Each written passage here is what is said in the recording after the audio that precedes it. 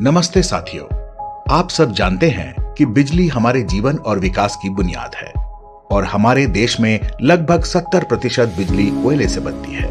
इस कोयले का 80% से अधिक हिस्सा अकेले कोल इंडिया सप्लाई करती है। कोल इंडिया द्वारा सप्लाई किए जाने वाले कोयले की अधिकतम मात्रा खुली कोयला खदानों से जाती है। ऐसे में आज हम बात करेंगे खुली कोयला खदानों से बिजली घरों तक पहुंचने के कोयले के सफर के बारे में।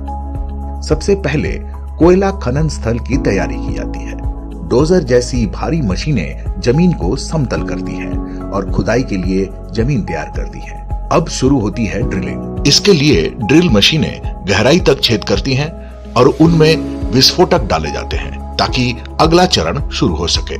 फिर होती है ब्लास्टिंग, जिसके जरिए धरती के गर्भ में स्थित कोयले के ऊपर स्थित मिट्टी, पत्थरों एवं चट्टानों की परत को तोड़ा जाता है, जिससे अधिभार यानी ओवरबर्डन कहते हैं।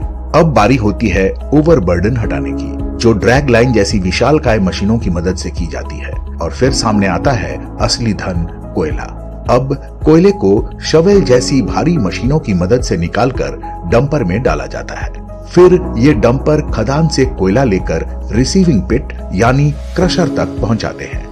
क्रशर में बिजली घरों में इस्तेमाल के लिए उपयुक्त साइज के हिसाब से कोयले को छोटे छोटे टुकड़ों में तोड़ा जाता है। आपको यहाँ एक दिलचस्प बात बतानी है।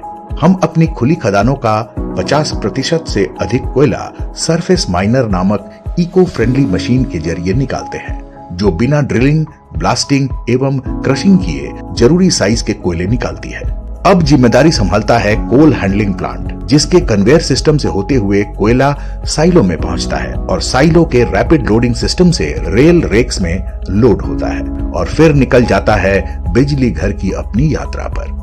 तो साथियों, ये थी बिजली घरों तक कोयला के सफर की कहानी। जय हिंद।